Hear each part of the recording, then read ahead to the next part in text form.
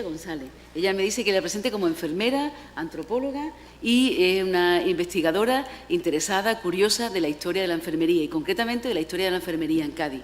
Y nos va a contar, bueno, vamos a ver, otra línea totalmente distinta de abordar preguntas de investigación en enfermería. ¿Qué nos puede aportar la historia? Mariana.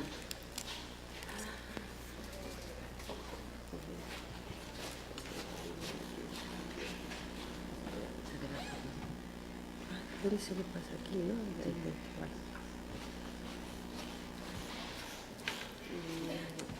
Bueno, buenas tardes. Muchas gracias al Colegio de Enfermería, a Carmen, en el Departamento de Investigación. Y me he quitado la gafa y no veo aquí. Aquí. Vale. Ahí, no. Espérate, me deja la gafa ahí. Ahí, aquí. Vale. Venga, vale. Bueno, pues buenas tardes y muchas gracias a todos.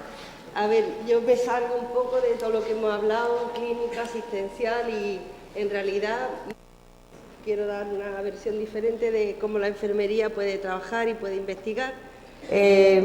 Yo me planteo la historia con la importancia que puede tener, pues, los orígenes de nuestra profesión. Yo creo que todos, para tener una identidad, en este caso profesional, necesitamos saber de dónde venimos y necesitamos saber nuestros orígenes. Bueno, lo veo aquí, da igual. Vale. La historia de la enfermería es una línea de investigación que puede tomarse como una línea diferente, pero en realidad podemos abordarla desde muchísimas perspectivas.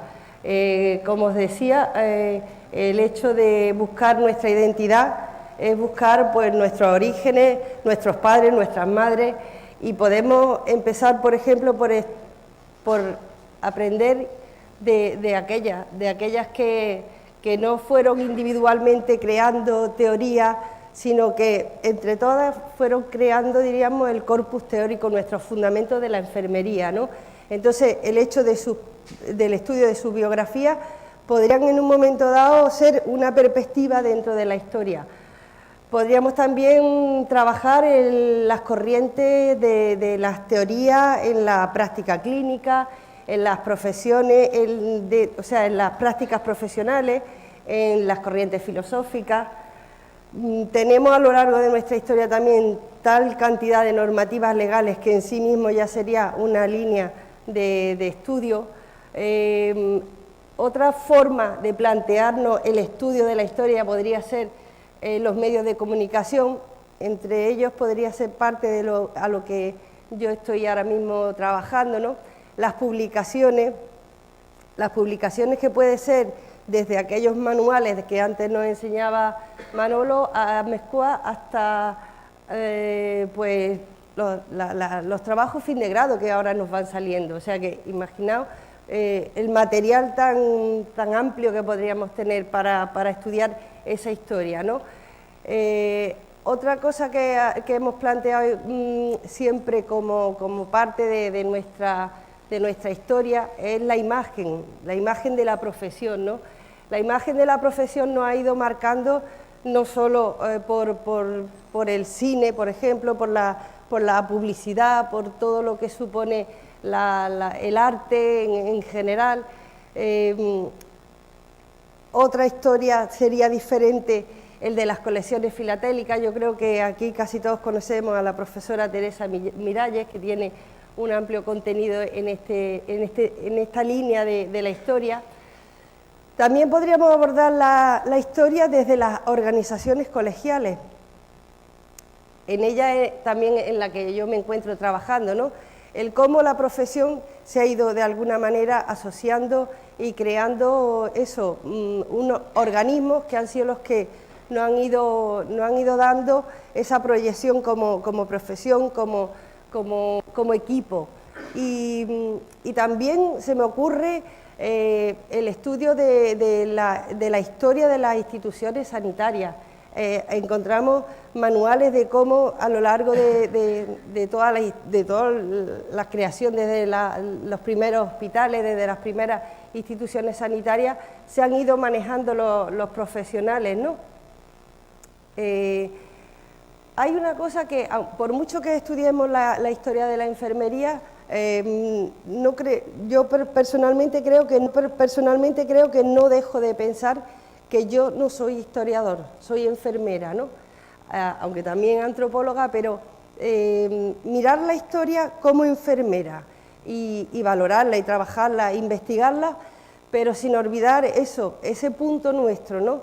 Es decir, si la historia de la enfermería, como en muchos textos encontramos, ha sido la historia de los cuidados, diríamos que nuestra historia casi es prácticamente paralela al de la humanidad, al menos como práctica enfermera, podríamos decir. Entonces, pues ya ves, si antes decía que hacía 400 años de los primeros textos que podemos encontrar, no, es imposible que aquella enfermería fuese como esta. ¿Qué es lo más importante entonces para el estudio? Pues contextualizar social, político, la influencia religiosa, militares que ha tenido nuestra profesión a lo largo del tiempo. Hay otro componente importante que podría ser la nomenclatura. Ahora mismo los que estamos aquí, yo creo que podríamos decir que de los que hay aquí, hay 3 diferentes títulos con el que hemos terminado. Es decir, seguro que ha habido quien ha terminado como ATS, como ha terminado como diplomado, me incluyo, y seguro que hay grados. Eso, en cierto modo, forma parte de nuestra historia. Y hasta cierto punto, no sé, eso ya sería cuestión de debatirlo, pero es posible que nos haya hecho más mal que bien, sobre todo para esa proyección de imagen y reconocimiento social, ¿no? Si seguimos para atrás, bueno, practicantes, ministrantes, sangradores, bueno, ahí queda, aunque ese primer manual que veíamos antes ponía enfermeros, pero nuestra evolución evidentemente ha sido bastante compleja. Y todo eso nos ha traído hasta aquí, hasta llegar hasta aquí, hasta ver lo que antes hemos visto y las investigaciones. O sea que el camino y el recorrido ha sido largo. Estudiar eso, yo sigo pensando que es apasionante. Y de todas maneras, siempre se aprende de los errores, ¿no? Identificar esos errores, esas desigualdades dentro de la profesión, esas desigualdades también de género, que también están ahí a lo largo de los años, pues irían, no sé, dándonos esa imagen y esa profesión que hoy tanto nos llena y a tanto podemos llegar. Lo que hablaba antes de contextualizar a la hora de estudiar y de investigar la historia. A modo de ejemplo, he buscado una fecha, ¿no? Por ejemplo, 1860, y vemos cómo fue la primera fundación de la Escuela de Entrenamiento y Hogar de Nightingale.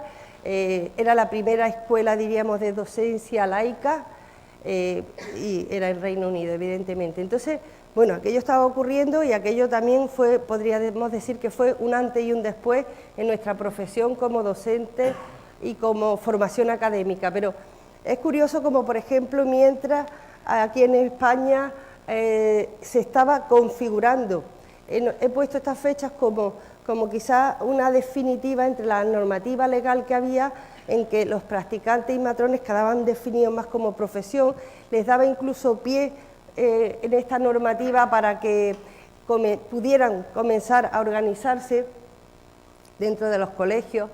Pero, por ejemplo, a la vez entra por primera vez el sistema métrico decimal, o sea que algo que te crees que ha estado ahí desde siempre. En Estados Unidos, Abraham Lincoln como presidente, ¿no? O sea, todavía había esclavitud. En África, la guerra de África, o sea, la campaña de Marruecos. Quiero deciros que todo está relacionado, ¿no? No queda nada. Y si seguimos un poco para adelante, me gustaría deciros algo que creo que es de valientes, como nuestra profesión ha tenido muchos valientes y muchas valientes. Casi todavía en el siglo XIX se crea el Consejo Internacional de Enfermeras. Y de estas 3 señoras que tenemos aquí, es curioso que cada una, Ethel es de Reino Unido, Lavinia es de Estados Unidos y Anne de Alemania. Imaginaros, finales del siglo XIX, 3 mujeres, bueno, eran peleonas como que, sufragistas por el derecho de las mujeres, pero eran enfermeras y consiguen crear una organización internacional que se mantiene y se sigue manteniendo.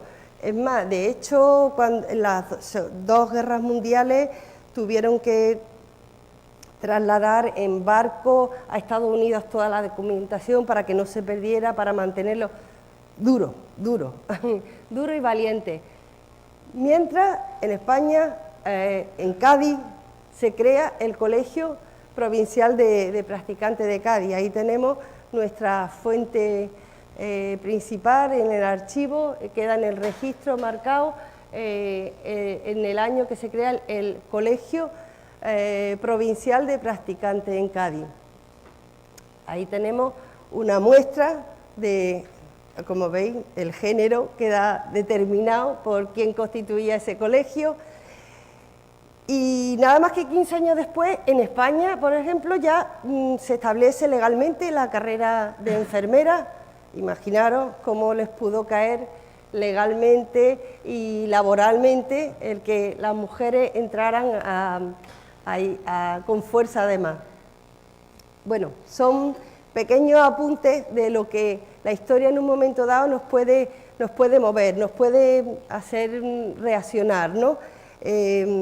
Como disciplina la historia de la enfermería, aunque desde siempre haya habido inquietud y tal, pero llama la atención que solamente en el 1994, o sea, relativamente poco, fue el primer congreso nacional aquí en España y en el 2003 el primero internacional.